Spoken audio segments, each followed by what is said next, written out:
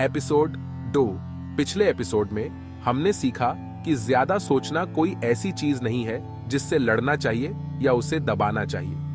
बंदर के उदाहरण से हमने जाना कि कैसे विचारों को काबू करने की हमारी कोशिशें अक्सर उन्हें और मजबूत बना देती हैं। अगर आपने पहला एपिसोड नहीं देखा है तो हम आपको गहरी जानकारी के लिए इसे वापस जाकर देखने के लिए प्रोत्साहित करते हैं। इस एहसास ने हमें सिखाया कि अपने विचारों से लड़ना उन्हें और भड़काता है, जैसे परछाइयों से कुश्ती लड़ना।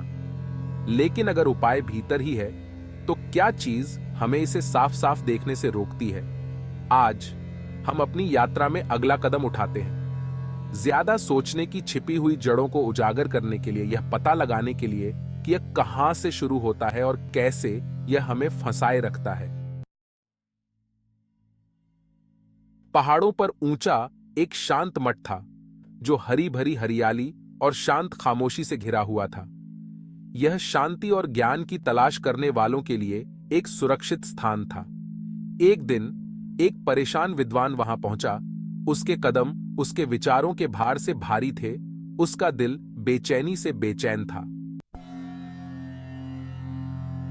गुरुजी, विद्वान ने कांपती हुई आवाज में कहा, मुझे समझ नहीं आ रहा है कि मेरे साथ क्या गलत है।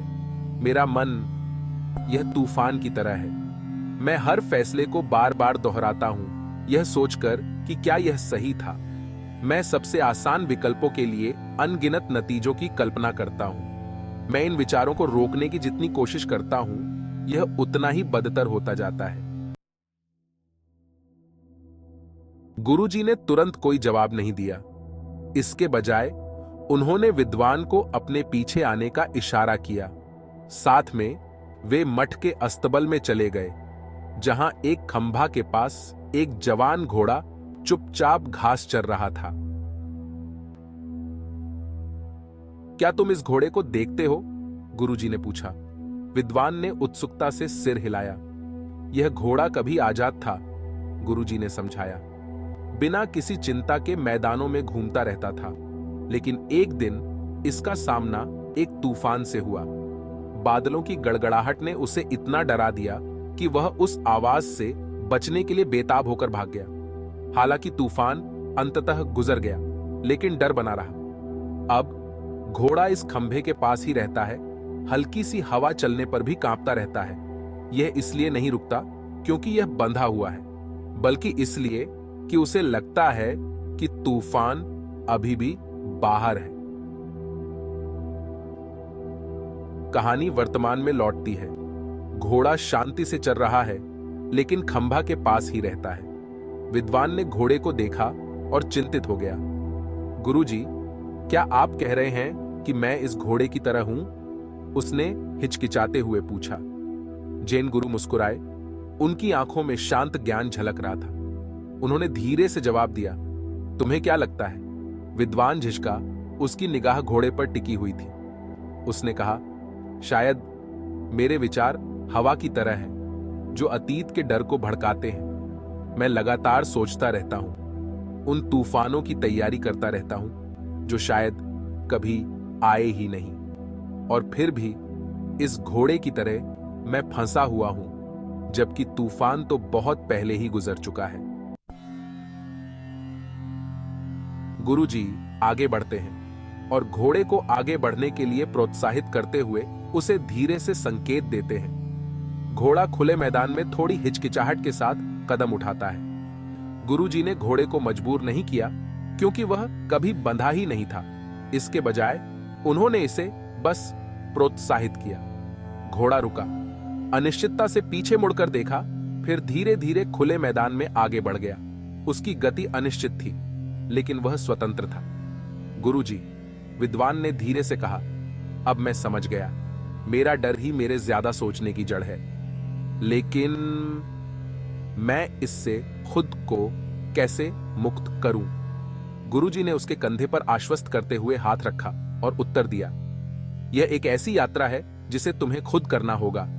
जब तुम उस रास्ते पर चलने के लिए तैयार हो जाओ तो वापस आना। विद्वान ने गुरुजी को साष्टांग प्रणाम किया और दूर से एक घोड़ा स्वतंत्र रूप से दौड़ रहा था।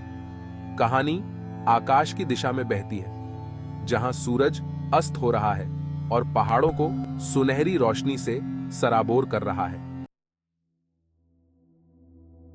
ज्यादा सोचना अक्सर डर में जड़ें जमा लेता है, वह डर जो हम अपने अतीत के तूफानों से ढोते हैं। खंभा के पास खड़े घोड़े की तरह हम भी खुद को फंसा हुआ पा सकते हैं, बाहरी बंधनों से नहीं बल्कि डर की यादों से। इसे पहचानना ही आजादी की पहली सीढ़ी है।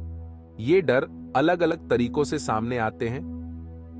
रूमिनेशन, पिछली गलतियों को बार बार सोचने और जो पहले ही हो चुका है उसे ठीक करने की कोशिश करना। पैरालिसिस बाय एनालिसिस, ज्यादा विश्लेषण करना, गलत निर्णय लेने के डर से फैसले में देरी करना। कैटास्ट्रोफाइजिंग, सबसे बुरी स्थिति की कल्पना करना, उन समस्याओं पर खुद को थका देना जो शायद कभी होंगी ही नहीं। परफेक्शनिज्म, बारीकियों पर अत्यधिक ध्यान देना और यह मानना कि केवल पूर्णता ही आपको बचा सकती है। सेल्फ डाउट, अपनी योग्यता पर सवाल उठाना, आत्मविश्वास के लिए खुद को समझाना। प्रोक्रास्टिनेशन, कार्रवाई में देरी करना, यह उम्मीद करना कि ज्यादा समय चीजों को स्पष्ट कर देगा। लेकिन हम आगे कैसे बढ़ें? हम इन आशंकाओं से खुद को कैसे मुक्त करें? वह किसी और दिन की कहानी है। और ऐसी ही ज्ञान और समझ से भरी कहानियों के लिए हमारे चैनल को सब्सक्राइब करें। अगली बार तक आपका मन शांत रहे और आपका हृदय साहस से भरा रहे।